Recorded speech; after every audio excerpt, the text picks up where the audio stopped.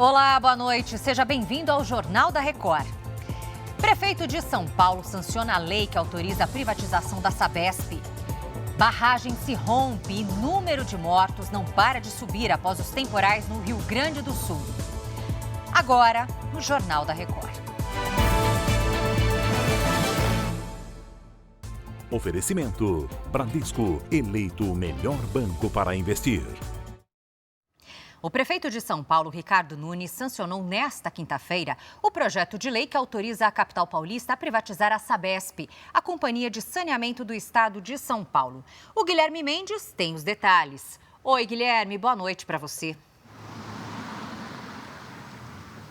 Olá, Lidiane, boa noite. O projeto de lei foi aprovado de forma definitiva pela maioria dos vereadores de São Paulo. Dos 55, 37 votaram a favor e 17 foram contrários ao projeto. Foram mais de 6 horas de sessão. Algumas pessoas que acompanhavam a votação se exaltaram. Houve bate-boca e tumulto. A Guarda Civil Metropolitana foi acionada e reforçou a segurança.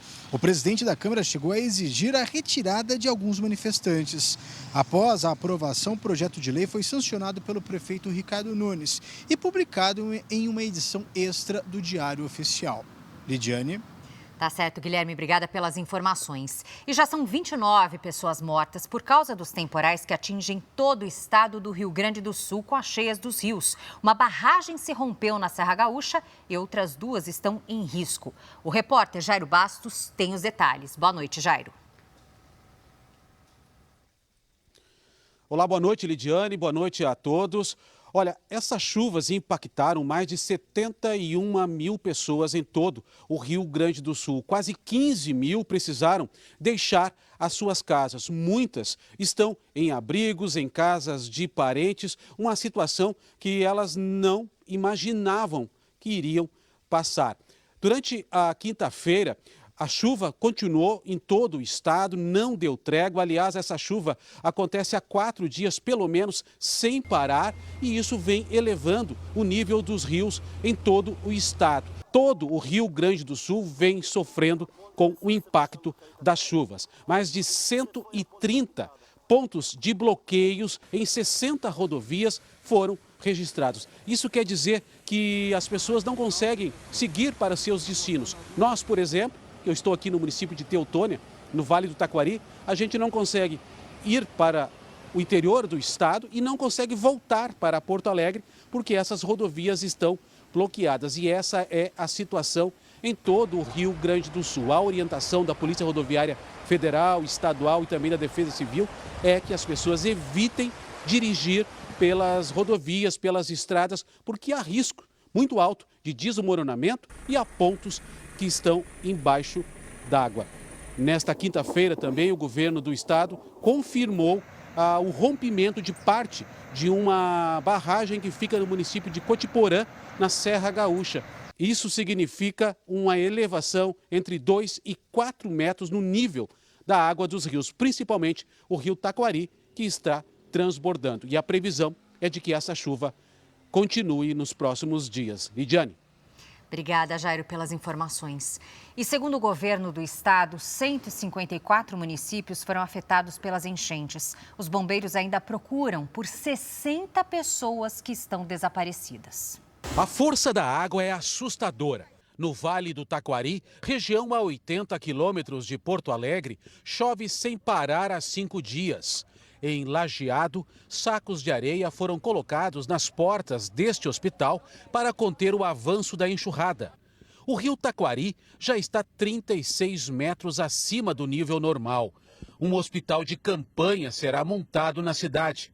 Na travessia entre Estrela e Lajeado, o nível da água estava tão alto que uma barca virou e bateu em uma ponte. Que loucura, cara. Em Colinas, na mesma região, a água está na porta da casa do Vladimir, que precisou retirar os móveis às pressas. Moro aqui há 62 anos, me criei e nasci aqui, nunca tivemos uma situação dessa. Nunca. Nunca foi água desse jeito. A cidade está sem luz, água e internet. Quase metade dos 2.500 moradores precisaram abandonar as casas. Aqui na cidade, uma comunidade que fica atrás daqueles morros está isolada. São 14 pessoas, entre elas uma criança que está doente e que não conseguem ser resgatadas. Seria necessário o uso de maquinário para abrir caminho no meio da lama provocada por deslizamento de terra. O que não é possível. A água inundou o único acesso. O jeito seria o resgate pelo ar, o que também não é uma operação simples. A pé ou de barco, a única forma é com aeronave. E a aeronave tem dificuldade em chegar por causa da neblina, que é um lugar que tem muita neblina, muita falta de visão, de visibilidade, né? Então, é uma situação que a gente não tem como resolver de uma hora para outra. São mais de 100 pontos interditados em rodovias gaúchas. Esta família não consegue voltar para casa. Barreiras, né? Tava bem complicado e a gente não sabia para onde ir. Em Santa Maria do Herval, câmeras de monitoramento flagraram o instante em que um raio atingiu a rede elétrica e deixou os moradores às escuras. No Vale do Paranhana, a cidade de Igrejinha está debaixo d'água. Em Gramado, na Serra Gaúcha, houve deslizamento de terra. Em Nova Roma do Sul, o Rio das Antas derrubou uma ponte. Na região central, uma aeronave da Força Aérea Brasileira ajudou na transferência de uma criança de 2 anos que estava hospitalizada. A FAB tem usado óculos de visão noturna para realizar resgates mesmo depois de escurecer. No Vale do Caí, uma família precisou subir nos móveis para escapar do alagamento. Uma ponte foi arrastada pela enxurrada e a água chegou ao telhado das casas. Ontem à noite, o Rio Grande do Sul decretou situação de calamidade. O número de desalojados e desabrigados não para de subir e já passa de 14 mil. Ao todo, mais de 60 mil pessoas foram afetadas. O presidente Lula visitou o Rio Grande do Sul nesta quinta-feira e garantiu que não faltarão recursos do governo federal para amenizar os impactos dos temporais. Lula se reuniu com o governador Eduardo Leite em Santa Maria. Os ministros Paulo Pimenta, da Secretaria de Comunicação Social, Rui Costa, da Casa Civil, Marina Silva, do Meio Ambiente, Jader Filho, das Cidades, Renan Filho, dos Transportes e Valdez Góes, do Desenvolvimento Regional, também estiveram no estado. O presidente faria um voo sobre as áreas atingidas, mas precisou cancelar por causa do mau tempo. Segundo um ranking mundial, 8 cidades do Rio Grande do Sul estão entre os 10 municípios que mais registraram chuva no mundo nas últimas 24 horas. Daqui a pouco a gente volta a falar sobre os temporais que atingiram o estado. O alto número de crimes praticados com uso de motos assusta os paulistas. Pedestres geralmente estão na mira dos ladrões. O capacete dificulta a identificação do assaltante, que após a abordagem usa a moto para fugir em alta velocidade. Câmeras de segurança flagraram um dos assaltos em Cotia, na Grande São Paulo. O motoqueiro escolhe a vítima. Quando percebe que vai ser assaltado, o rapaz corre, mas não consegue fugir. Neste outro vídeo, o motoqueiro procura outra vítima. A mulher com a bolsa passa pela calçada e entra numa viela estreita. O criminoso vai atrás. O assalto acontece fora da visão das câmeras. A filha desta mulher e uma amiga da adolescente também foram assaltadas pelo mesmo motoqueiro assim que saíram da escola, a 2 quilômetros de casa. A mãe da aluna prefere não mostrar o rosto. Super agressivo, né, intimidando. E elas, claro, com 15 anos, você não tem muito como reagir, né? Um detalhe chamou a atenção das vítimas. O ladrão usava uma bota ortopédica. Segundo os moradores, foi o mesmo homem que derrubou e assaltou essa outra mulher num ponto de ônibus. Veja que o criminoso arranca a bolsa e corre mancando de volta para a moto. Charles Araújo dos Reis já foi preso 2 vezes e agora permanece em prisão preventiva. A defesa dele não foi encontrada. Segundo testemunhas, além da bota ortopédica, Charles usava a mesma moto e o mesmo capacete na hora dos crimes. Ele é suspeito de ter assaltado várias vítimas aqui nessa região. A estratégia se repete em outros assaltos em São Paulo. O criminoso usa uma moto para conseguir escapar rapidamente do local e o capacete, item de segurança obrigatório, que ajuda o ladrão a esconder a identidade. Em Taboão da Serra, na região metropolitana, um casal teve as alianças roubadas por um motociclista. O ladrão foi preso minutos depois, tentando levar outro anel. Só nos 3 primeiros meses desse ano foram registrados 8.402 roubos a pedestres no estado de São Paulo. Uma pessoa é roubada a cada 16 minutos. Quase metade desses crimes aconteceu na capital. Segundo a Secretaria de Segurança Pública, no primeiro trimestre desse ano, houve queda nos números de ocorrências em todo o estado na comparação com o mesmo período do ano passado. A secretaria afirma ainda que segue empenhada em combater crimes praticados por criminosos em motocicletas. Estivemos na Granja Viana, bairro de Cotia, que sofre com a onda de assaltos. O policiamento foi reforçado, mas a sensação de insegurança continua. A sensação de medo não passa. Revoltante. A polícia de Goiás cumpriu mandados de busca e apreensão em 3 estados durante a investigação do assassinato da professora Fábia Santos. Ela foi encontrada morta depois de ficar mais de 40 dias desaparecida. O marido dela é o principal suspeito do crime.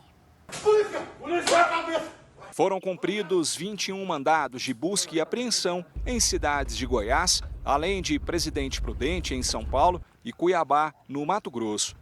Um homem foi preso por porte ilegal de arma. De acordo com a polícia, o material apreendido deve ajudar a localizar o paradeiro de Douglas José de Jesus, que durante quase 30 anos usava outra identidade, em nome de Vander José de Jesus. Ele é o principal suspeito de assassinar a professora Fábia Cristina dos Santos, com quem foi casado durante 27 anos. A perícia agora vai analisar os computadores e os celulares apreendidos. Douglas José teve hoje a prisão preventiva decretada por feminicídio.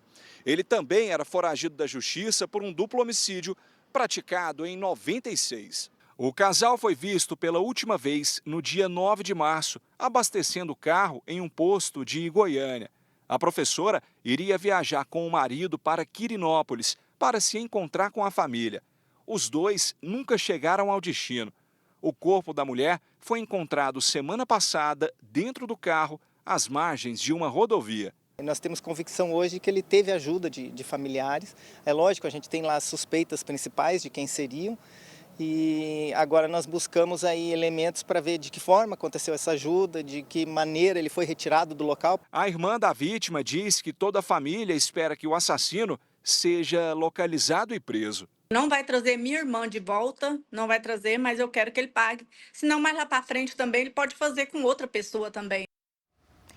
3 criminosos morreram durante confrontos em comunidades do Rio de Janeiro. A gente segue agora para a capital fluminense para conversar com o Leonardo Ack. Léo, boa noite. Onde aconteceram esses tiroteios? Oi, Lidiane, boa noite para você, boa noite a todos. Olha, um desses tiroteios foi numa comunidade da Zona Norte.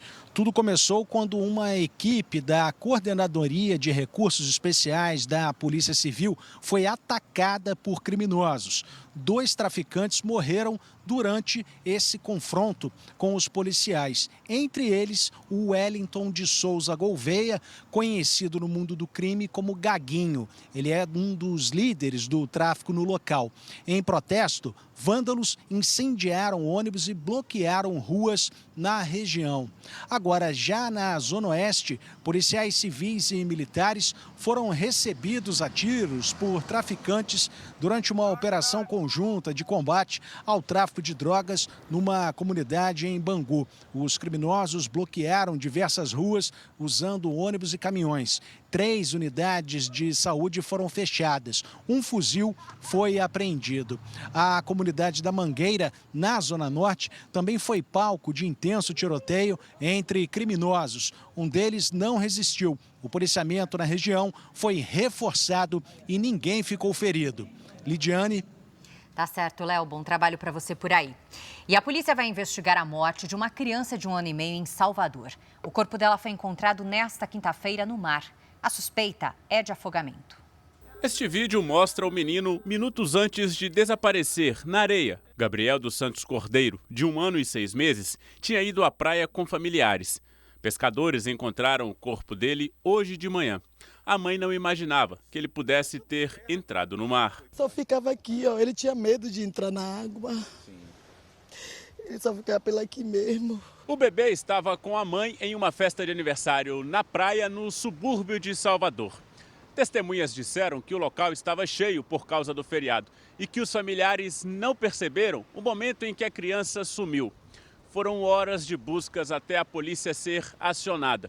No início, os parentes acreditavam que Gabriel poderia ter sido sequestrado. A polícia vai recolher imagens de câmeras de segurança e ouvir testemunhas nos próximos dias para apurar as circunstâncias da morte.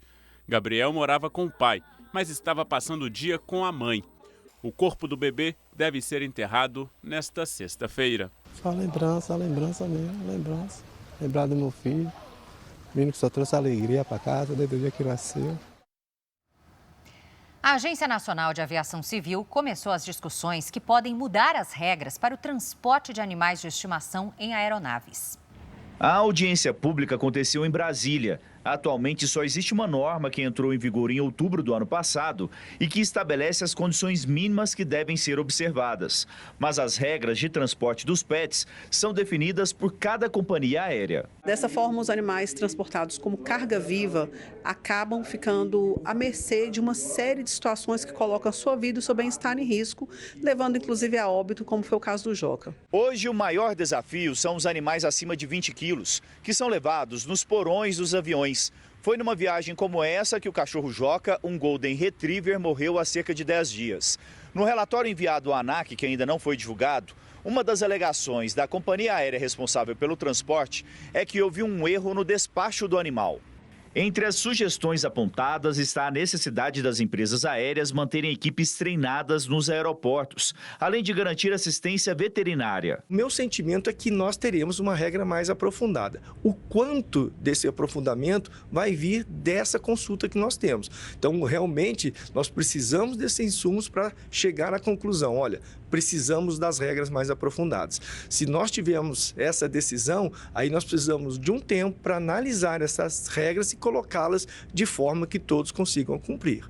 O Ministério de Portos e Aeroportos anunciou que até o fim do mês que vem vai ser lançado o primeiro Plano Nacional de Transporte Animal do país. Voltamos a falar agora sobre os temporais que atingem o Rio Grande do Sul. O governo federal informou agora à noite que a aplicação das provas do Concurso Público Nacional Unificado, conhecido como Enem dos Concursos, está mantida para domingo. Havia expectativa de remarcação do exame por causa da situação no sul do país. Vamos falar ao vivo agora com a Ariane Bittencourt, que traz os detalhes. Oi, Ariane, boa noite. Boa noite, Lidiane. Exatamente, a possibilidade de haver uma nova data para a aplicação das provas surgiu por conta da grave situação enfrentada pelos moradores do Rio Grande do Sul em razão das fortes chuvas dos últimos dias. Apesar disso, nesta noite, o Ministério da Gestão confirmou que as provas do Enem dos concursos serão aplicadas neste domingo, inclusive no Rio Grande do Sul. O governo federal afirmou que vai empenhar todos os esforços para garantir a participação dos candidatos do sul do país. Também agora à noite, o Palácio do Planalto reconheceu o estado de calamidade no Rio Grande do Sul. Com isso, o estado pode solicitar recursos emergenciais para ações de defesa civil. Lidiane.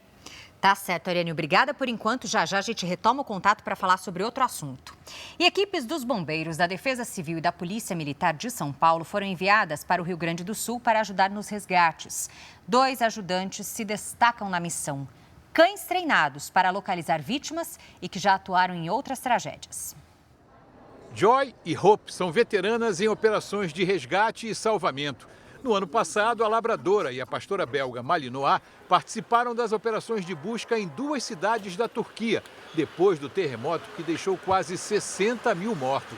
Especialistas em localização de pessoas vivas ou mortas, elas chegaram a enfrentar uma temperatura de 11 graus abaixo de zero. Agora, se preparam para enfrentar as consequências da chuva forte que atingiu o Rio Grande do Sul.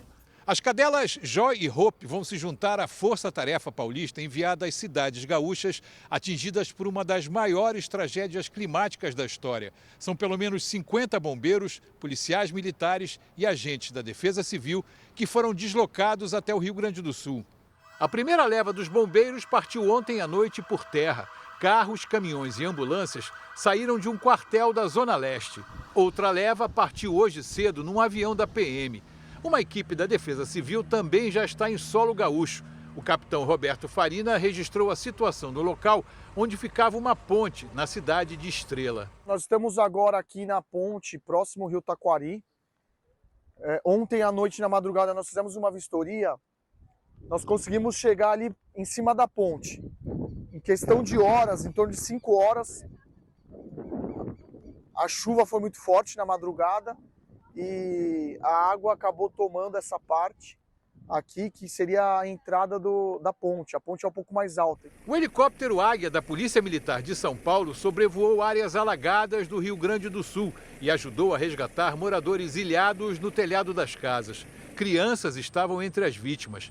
Em nota, a PM disse que as pessoas foram retiradas e transportadas em segurança até um ponto de apoio. O Ministério da Agricultura e Pecuária reconheceu hoje mais 5 estados do Nordeste como territórios livres de febre aftosa. Com isso, todos os estados brasileiros estão liberados de vacinar o rebanho. A expectativa agora é para o reconhecimento internacional dessas áreas, o que vai favorecer as exportações brasileiras. Em meio a conversas para um possível acordo de cessar-fogo na faixa de Gaza, autoridades de Israel confirmaram a morte de um refém do Hamas. O homem estava em cativeiro desde o ataque do dia 7 de outubro. O acordo de cessar-fogo é mediado pelo Egito, na capital, Cairo. As atenções estão voltadas agora para a resposta do Hamas à proposta mais recente do governo de Israel. A expectativa é de que a decisão seja anunciada nos próximos dias. Segundo autoridades do Egito, representantes do grupo terrorista vão viajar para o Cairo mais uma vez para discutir a proposta de trégua. Aqui em Israel, o gabinete de guerra também se reuniu para falar sobre a possibilidade de um cessar-fogo, que inclui a libertação de reféns. Em Tel Aviv, dezenas de pessoas exigiram mais uma vez o retorno de familiares e amigos sequestrados. Amir pede que haja pressão internacional para que o Hamas aceite um acordo. Ele deseja que todos os reféns voltem para casa e que a angústia acabe. Segundo o último levantamento oficial, são 133 pessoas, sem a confirmação de que todas estão vivas.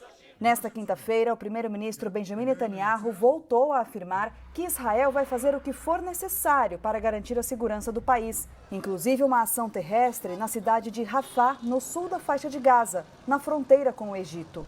As imagens do exército israelense divulgadas hoje mostram bombardeios contra alvos do Hamas na faixa de Gaza. Segundo o comunicado, a operação destruiu estruturas militares e túneis do grupo terrorista. A Turquia suspendeu todas as relações comerciais com Israel em resposta à guerra em Gaza. A decisão acontece depois de o governo turco já ter restringido as exportações em abril.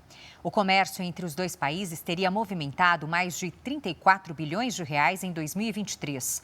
Os principais produtos de exportação da Turquia para Israel foram, no ano passado, ferro e aço. O brasileiro que matou um menino de 14 anos com uma espada foi acusado formalmente nesta quinta-feira em um tribunal de Londres. A audiência de custódia foi realizada nesta corte no centro da capital inglesa. Marcos Aurélio Monzo, que também tem cidadania espanhola, foi acusado formalmente pela promotoria por homicídio. O homem de 36 anos atacou e matou com golpes de uma espada samurai o adolescente Daniel Anjorin, de 14 anos, que estava a caminho da escola. Outras 4 pessoas ficaram feridas, incluindo 2 policiais. E Marcos também vai responder por tentativa de homicídio, por causar lesões corporais graves, roubo qualificado e posse ilegal de arma branca. Na terça-feira, um vídeo flagrou o brasileiro com a espada momentos antes de ser preso. Segundo a investigação, Marcos primeiro atropelou um homem com uma van. Logo depois, começou a atacar moradores de um bairro no subúrbio de Londres. Um outro vídeo mostra o momento da prisão. A Justiça determinou hoje que Marcos continue em custódia até a próxima audiência aqui em Londres. As investigações ainda não foram concluídas, mas a polícia já descartou a possibilidade de um ato terrorista e tenta agora esclarecer o que motivou o brasileiro a realizar os ataques. Em nota, o Ministério das Relações Exteriores do Brasil afirmou que acompanha o caso. De volta ao Brasil, o presidente Lula se reuniu agora à noite com o presidente do Senado, Rodrigo Pacheco. Entre os assuntos, foi tratado como resolver a questão da desoneração da folha de pagamento, tema que vem criando atrito entre o governo e o Congresso Nacional. A gente volta a Brasília com a Ariane Bittencourt. Ariane? Lidiane, essa reunião aconteceu em meio à crescente crise entre Palácio do Planalto e Congresso, intensificada desde que o governo acionou o Supremo Tribunal Federal contra a desoneração da folha dos 17 setores que mais geram empregos no país. O encontro entre Lula e Pacheco na residência oficial da Presidência da República durou 3 horas e meia. Pacheco ficou contrariado com a medida adotada por Lula, já que a prorrogação da desoneração até 2027 foi aprovada por ampla maioria no Congresso. Também foi discutido o avanço da chamada PEC do quinquênio, que reajusta em 5% a cada 5 anos salários de juízes, promotores e servidores de outras carreiras. Se aprovada, a proposta pode impactar os cofres públicos em até 82 bilhões de reais nos próximos 3 anos, o que, claro, preocupa o Executivo. Lidiane. Obrigada, Ariane, pelas informações. Sem a desoneração da folha de pagamento, as empresas dos 17 setores que mais empregam no Brasil teriam deixado de arrecadar quase 60 bilhões de reais para a Previdência Social nos últimos 6 anos. Representantes desses setores foram ao Supremo Tribunal Federal para recorrer da decisão individual do ministro Cristiano Zanin, que suspendeu a desoneração. A Confederação Nacional dos Serviços pediu que a decisão do ministro Cristiano Zanin seja revista. A entidade lembrou que a medida impediu que as empresas fizessem um planejamento para uma despesa que traz grandes impactos financeiros. A segurança jurídica é crucial para o adequado funcionamento do Estado democrático de direito, não havendo dúvidas de que os contribuintes, no presente caso, acordaram da noite para o dia com um inesperado aumento de custos fiscais, sem que pudessem ter tempo hábil para se planejarem financeiramente, a fim de fazer frente à nova despesa tributária criada pela decisão que concedeu a medida cautelar neste feito. As empresas seriam penalizadas 2 vezes. Uma, porque não teria mais o benefício da desoneração. E segundo, tem que se preparar a atualização do sistema para poder entrar com o processamento de dados na folha de pagamento já com o novo sistema, né? Quer dizer, existiam prazos para isso e o prazo que foi dado é muito curto, né? Para implementar isso abruptamente. E a Receita Federal disse que está valendo já a partir de agora pela liminar que foi concedida pelo Supremo, está valendo a não desoneração da folha. Em outro pedido, o Sindicato dos Empregados em Empresas de Processamento de Dados afirmou que, com a decisão cautelar do ministro Zanin, sob a alegação de falhas no processo legislativo, em especial com relação à lei de responsabilidade fiscal, tal previsibilidade deixou de existir, ferindo de morte um dos princípios basilares de nossa Constituição Federal, o princípio da segurança jurídica. Se você vai ter que passar a mudar o seu regime a partir do dia 20, eu impacto isso tanto nas negociações quanto nos postos que já existem, né? Então, assim, demissões coletivas, precarização, que já é um setor que tem uma precarização ainda bem sentida, e a gente percebeu que isso estava se movimentando para acentuar ainda mais dos contratos de trabalho. Nós torcemos que a Justiça reconheça problema. Porque, veja, as empresas começaram em janeiro deste ano com o regime tributário que elas optaram. Ela opta para dizer o seguinte: eu vou pagar de acordo com a substituição tributária da lei da desoneração. Então, janeiro, fevereiro e março eles já pagaram dessa maneira. Abril, que vence agora dia 20, já não vai pagar dessa maneira. A decisão de Zanin tem efeitos imediatos. Um deles será sentido pelas empresas a partir de 20 de maio, com o próximo recolhimento da contribuição previdenciária patronal. Os prejuízos não irão afetar apenas as empresas. O governo deixou de fazer as contas e sequer avaliou o impacto bilionário na própria arrecadação da Previdência Social. Mas a Associação Brasileira das Empresas de Tecnologia da Informação e Tecnologias Digitais fez os cálculos. De acordo com o levantamento, nos últimos 6 anos, se não houvesse a desoneração da folha, as empresas dos 17 setores teriam deixado de arrecadar para a Previdência Social 58 bilhões e 400 milhões de reais. Apenas em 2023, sem a desoneração, o INSS teria deixado de arrecadar 12 bilhões e 700 milhões de reais, ano em que o déficit previdenciário brasileiro atingiu 261 bilhões de reais. É importante frisar que essa política gerou empregos. E gerou empregos formais, que pode parecer um detalhe, mas não é, porque esses empregos formais têm arrecadação para o INSS, FGTS, o governo utiliza esses recursos para as políticas públicas e também o imposto de renda do trabalhador, que é recolhido na fonte. A prorrogação da desoneração dos 17 setores foi aprovada por ampla maioria no Congresso Nacional até o fim de 2027. O relator do projeto da desoneração no Senado defende que a judicialização da política de redução de tributos seja revista com urgência. Para os senhores terem uma ideia, nesse período que a desoneração está valendo, houve um incremento de empregos no Brasil. Fruto de quê? Dos setores que mais empregam, não tenho dúvida disso. Quem mais emprega, com certeza, gera mais impostos para o Estado. Está provado que a desoneração, ela também ajudou o governo nesses setores na arrecadação de impostos. Por isso, essa decisão agora do Supremo, nós queremos, na verdade, buscar uma conciliação e o Congresso Nacional ajudar para que o país possa ter mais oportunidades para aqueles que querem trabalhar e para aqueles que querem gerar emprego.